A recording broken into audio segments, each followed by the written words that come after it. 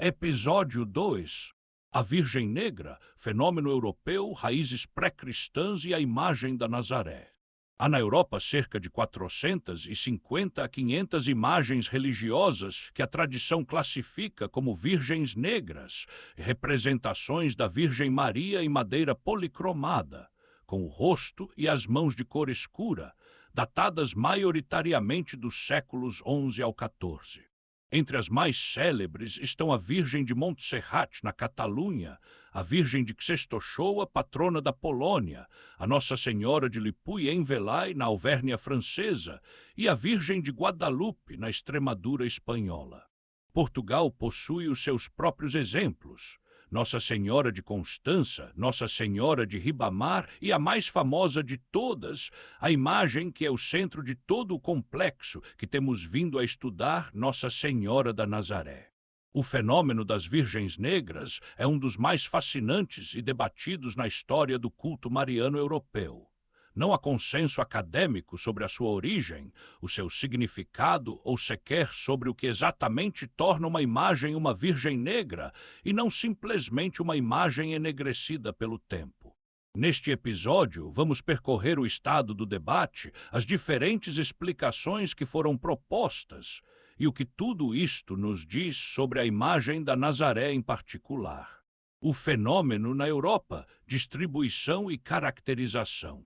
As Virgens Negras distribuem-se de forma geograficamente irregular pela Europa. A grande concentração está em França, especialmente no Massif Central e nos Pirineus, onde se encontram mais de 300 exemplares documentados. A presença é também significativa na Península Ibérica, na Bélgica, no sul da Alemanha e na Polônia. Esta distribuição não é aleatória, e a sua análise tem sido um ponto de partida produtivo para os investigadores. Do ponto de vista tipológico, a maioria das Virgens Negras pertence ao tipo iconográfico conhecido como Sede Sapientiae em latim, o trono da sabedoria. Neste tipo, a Virgem está sentada num trono com o menino Jesus ao colo ou sobre a perna, apresentado frontalmente como um adulto em miniatura, com gestos de bênção ou de ensinamento.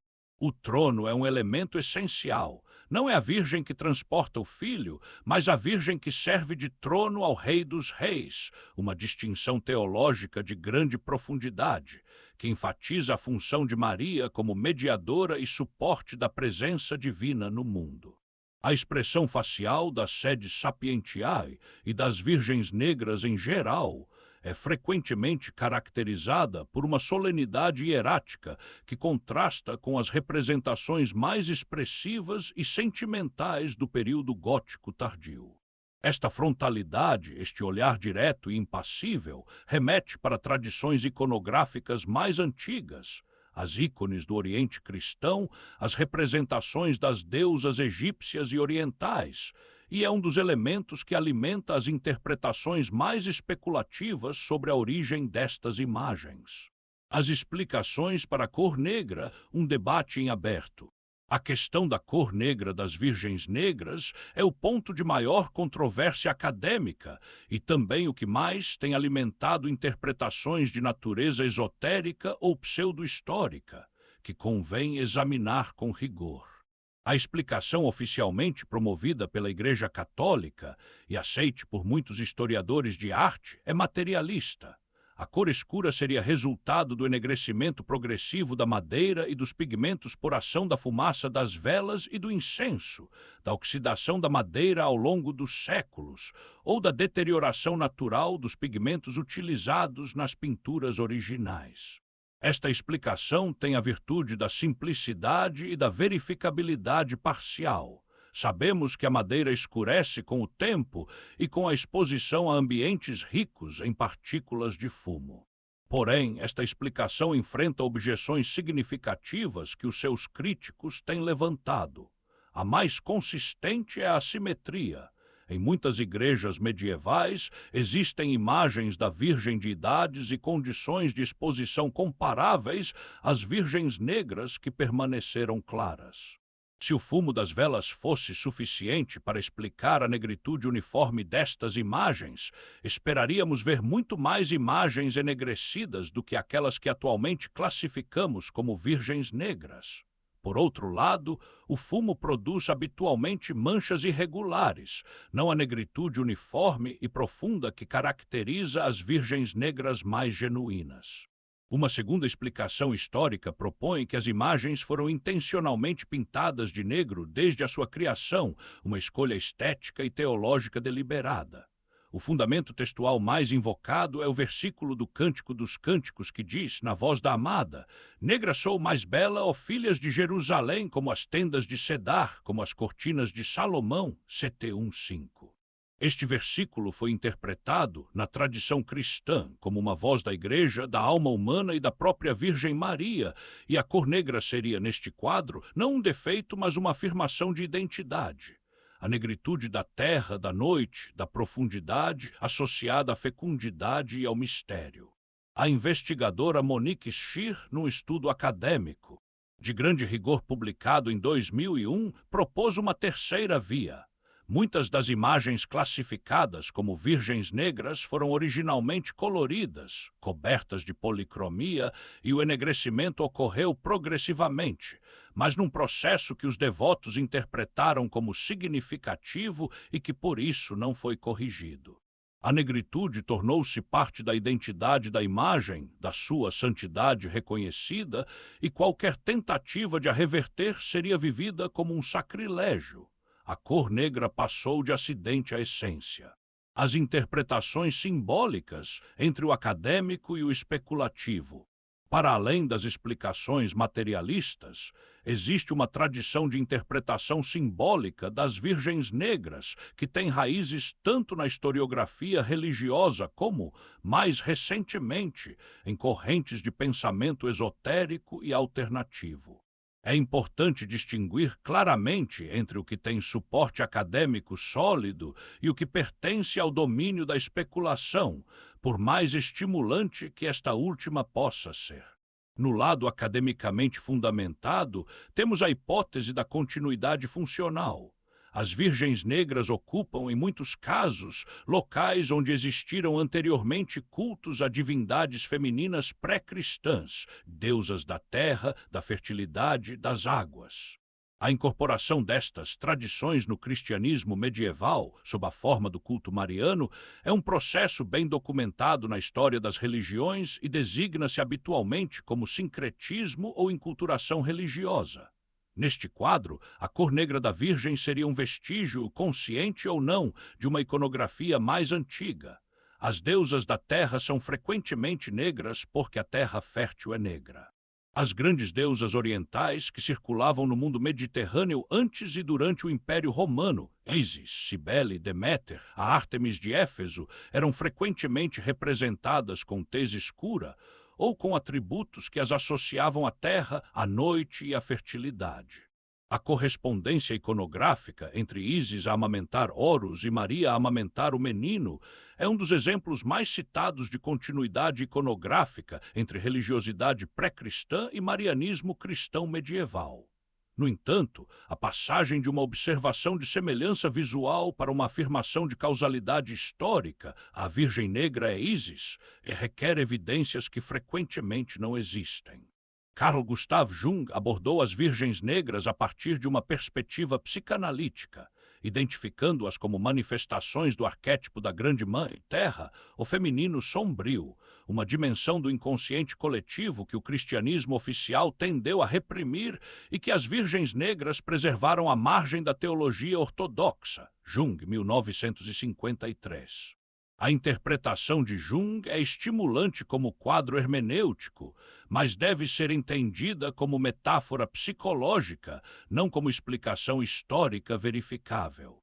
Ian Begg, na obra The Cult of the Black Virgin, publicada em 1985, e que se tornaria referência incontornável neste campo, embora controversa nos meios acadêmicos mais rigorosos, propôs uma leitura abrangente que associa as virgens negras às correntes gnósticas e cátaras do sul de França, à Ordem do Templo e ao culto de Maria Madalena.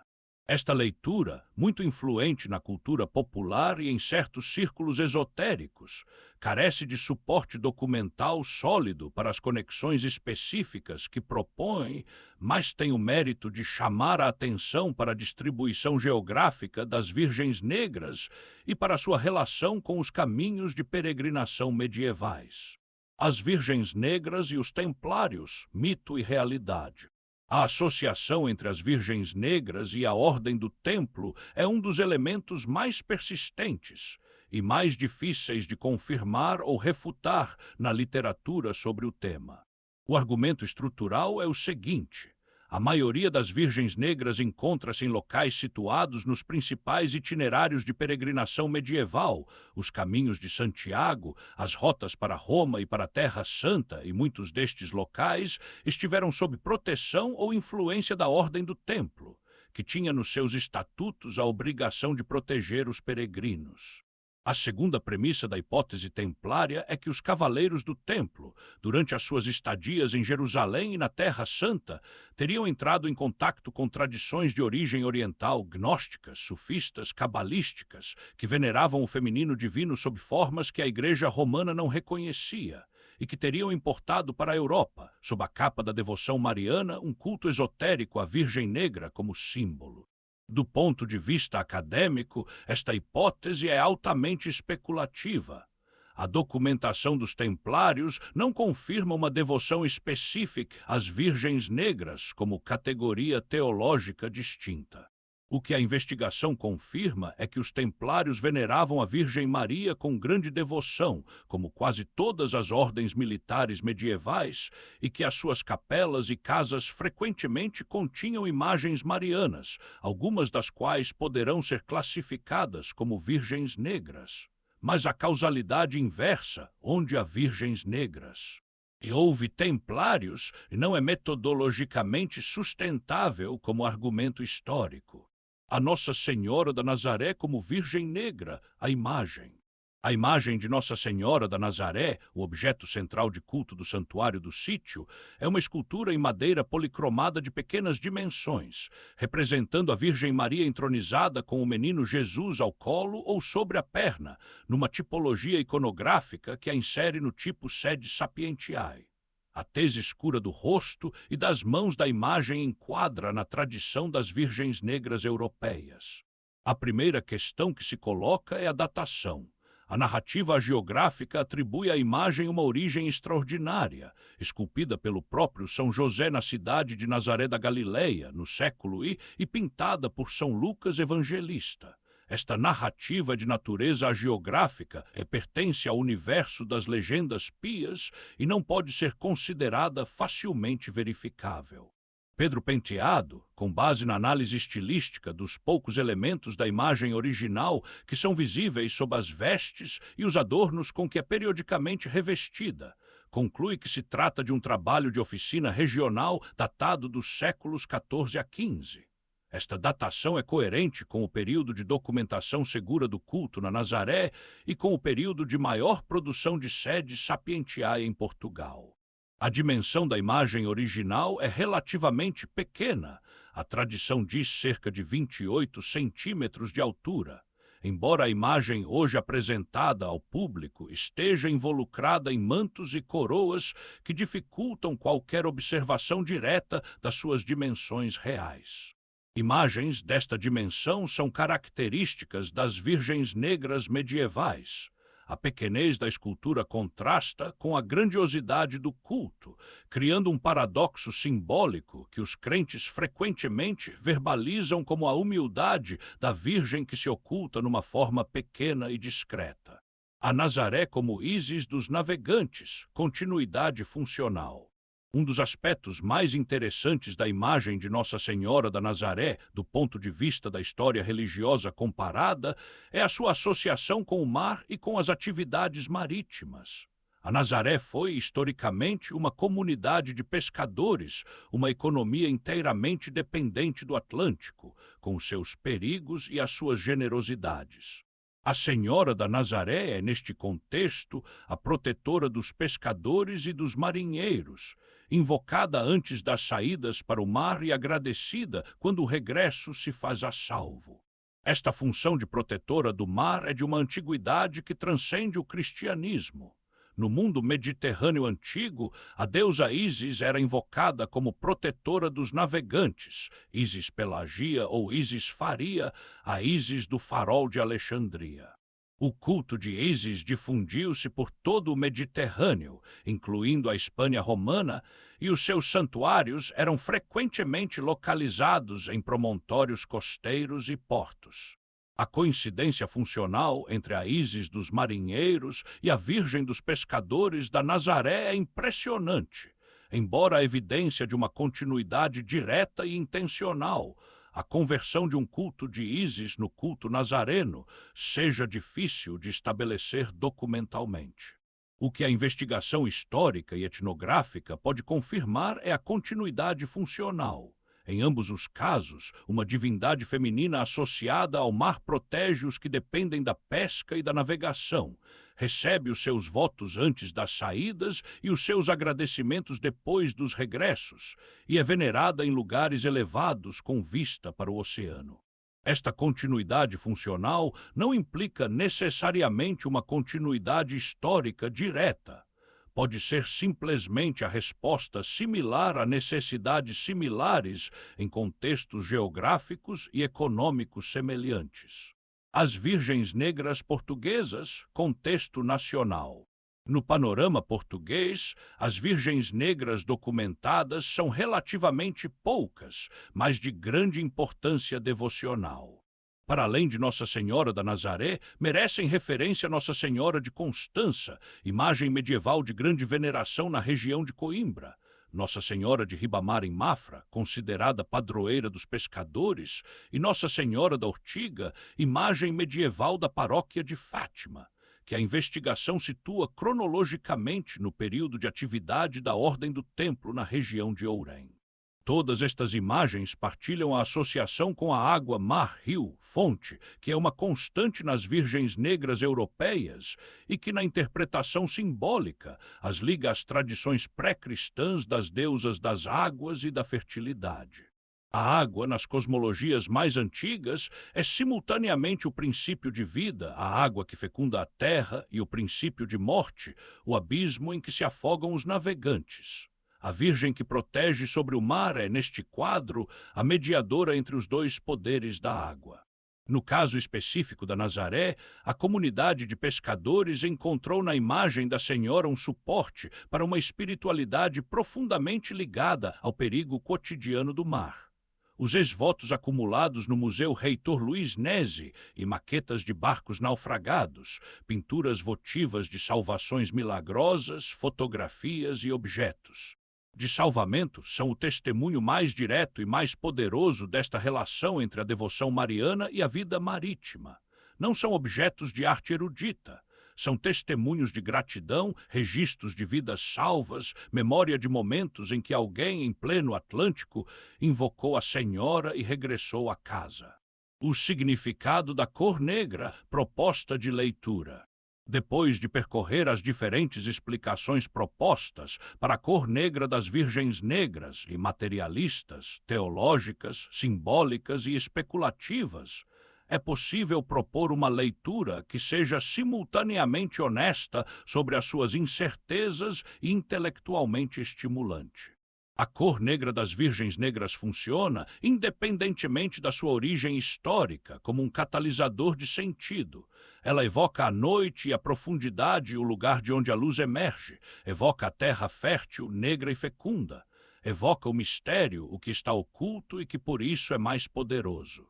Evoca o versículo do Cântico dos Cânticos, negra sou, mais bela, e toda a tradição de meditação sobre a beleza que se esconde na aparência inesperada.